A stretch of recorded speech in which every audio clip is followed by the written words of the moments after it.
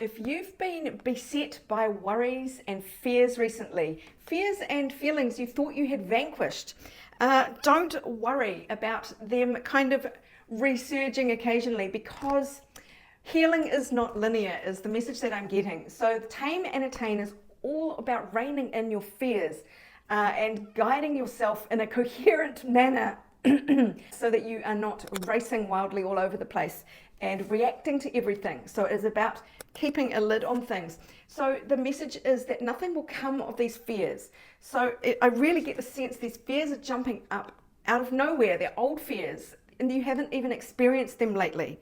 So this is all part of the crumbling that is happening. So there is just the final vestiges of this healing that you are going through.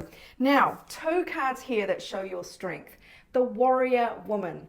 Have you answered your deepest calling? To me, this is saying, no, you are very, very strong. You have come such a long way. Do not doubt your progress. This is all part of your shamanic journey. Purpose, attunement, vision quest. So you really have made great strides in this, but it doesn't feel like it at the moment because there's this sort of panicky feeling that has come out of nowhere that's really taken you by surprise. Now, it may well be to do with not feeling love in your life. I'm taking the King of Cups here not to represent a specific masculine energy, but just the principles of love. You are really feeling the lack of love in your life at this time, and it's kind of biting you. Normally, you're really good about it, but here you are trying to maintain your composure. And you may even be tempted to reach out to someone because you're feeling that loneliness or that lack. But this card, Page of Cups in reverse, says do not reach out with any kind of emotional statement or communication. So instead, your best action here is Saturn in Taurus. Now, Taurus is all about romance, sensual pleasures, and Saturn's all about boundaries and testing things and denying yourself. So to me, your best direction here is to deny yourself romantic fantasies. You really must live in reality right now. So stay real, keep real, look for pleasure and joy in whatever is tangibly around you right now. Whatever it is you enjoy looking at or focusing on, that's what you need to do, something real and tangible. Also, we have the Sun in Cancer card. Sun to me is all about yourself, your ego, and Cancer is all about nurturing. So this is finding the divine union within, the nurturing, which is the very feminine motherly aspect, and the Sun, which is the fatherly aspect. So this is you becoming your own parent, becoming unified inside yourself with the masculine and feminine principles. Because when you are in unity, everything else around you kind of just happens.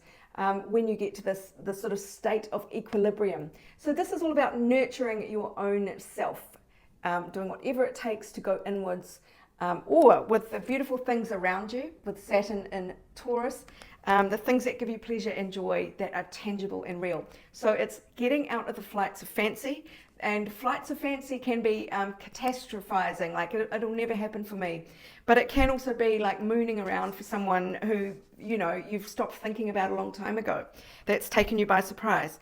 Okay, I'm getting to grab another few cards just to finish up. What else can the universe tell us about this advice? Well, there is passion ahead in some form or other, and you will have a decision to make. Coin toss there. So there is something coming up. The more balanced you can be, the better. Now we've got this Castle card here. I'm going to pull clarification on this because the Castle is about ego structures. It can be about pride, can be building up this big vision of yourself to hide behind. A castle can keep you a prisoner in its luxury. What else does it say here? Yeah, pride, recognition, position, ego. Prestige, isolation as well. So maybe think about all the ways you do keep yourself isolated. I will grab one more card here. Why is the Castle card here, especially if there's passion and there is a coin toss choice to make here? So the Chariot came out in reverse. So this is you not wanting to drive forward, not wanting to make progress, hiding in your castle, kind of not wanting to come out and crossing that drawbridge. So that looks to be a decision for you. Do you cross the drawbridge for this dynamite opportunity? I need to know why you might not want to do that. What is the energy around the dynamite? Yeah, it's fearing being breadcrumbed, and it's fearing being left out in the cold once you take that risk. You know, you leave the warm enclave of the castle and you go outside and take a risk emotionally, and you hope that the drawbridge doesn't get pulled up behind you and you're left high and dry outside the cozy walls. So that is a risk. What do you need to know about this risk? Well, okay, so let's come back to the original cards.